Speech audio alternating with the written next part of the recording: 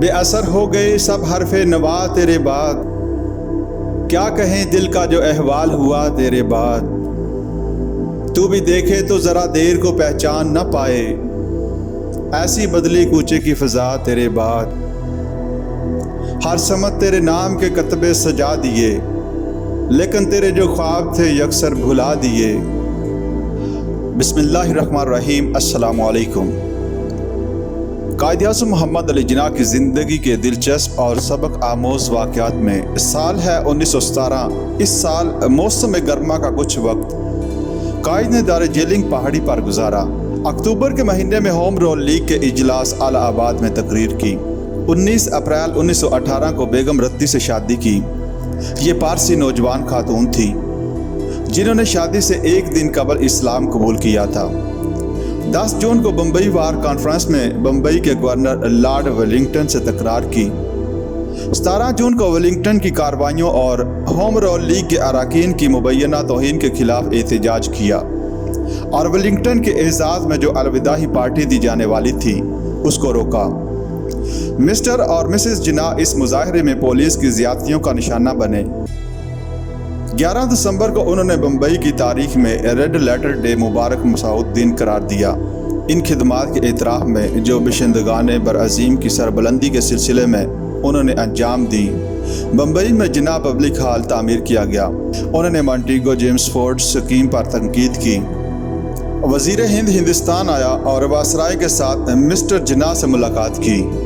1919 rolled act के खिलाफ एहतजाज करते हुए उन्होंने इंपीरियल काउंसिल से 28 मार्च को इस्तीफ़ा दे दिया और इस एक्ट को कानून स्याह का नाम दिया।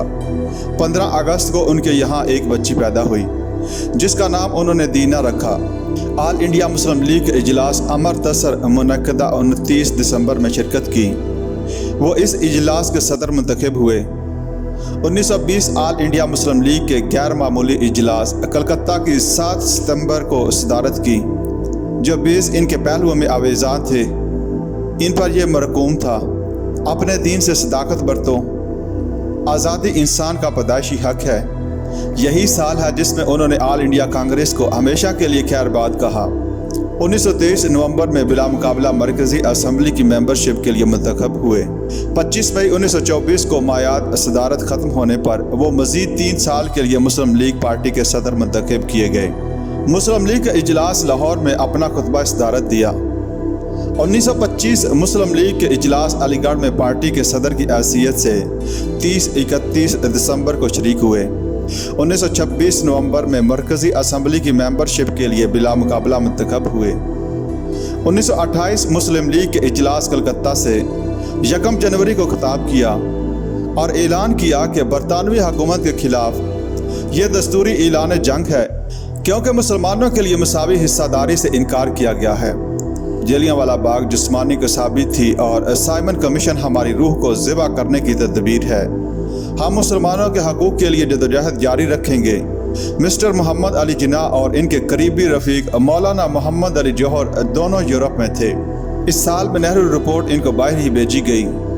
इनको एक काफ़ी बहरी जहाज़ पर मिली। दोनों ने नेहरू रिपोर्ट की सख्त मुखालफत की। कायद ने दिसंबर में मुस्लिम लीग के इजलास कलकत्ता में शिरकत की। 1929 मार्च में उन्होंने अपने 14 निकात मरतब किए। ये अक्सरियत से मुफाहमत की एक तजवीज़ थी। उन्होंने वज़ीर आज़म इंग्लिस्तान मिस्टर रैमसे मैकडोनाल्ड को एक ख़त लिखा और गोल मेज़ कॉन्फ्रेंस मुनक्कद करने की तजवीज़ पेश की। 1930 ऑल इंडिया मुस्लिम लीग के इजलास इलाहाबाद के दौरान कायद-ए-आज़म गोल मेज़ कॉन्फ्रेंस में शिरकत के लिए लंदन जा चुके थे और वह मामलात से इस कदर दिल बर्दाश्ता हो चुके थे कि लंदन ही में रहाइश इख्तियार करने का फ़ैसला कर लिया। यह फ़ैसला एक खुद इख्तियारी जलावतनी थी।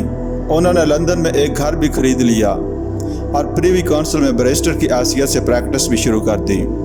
1933 मुस्लिम लीग का इजलास दिल्ली में जो नवंबर में हुआ, मिस्टर M.A. जिन्ना की मुल्क में वापसी और मुतवक्के मौजूदगी से फ़ायदा उठाना था। एक करारदाद मंजूर की। लीग 2 ग्रुपों में बट गई थी, उसे यकजा करना था। इस मकसद के लिए कायद-ए-आज़म को वापस हिंदुस्तान लाने का फ़ैसला किया गया।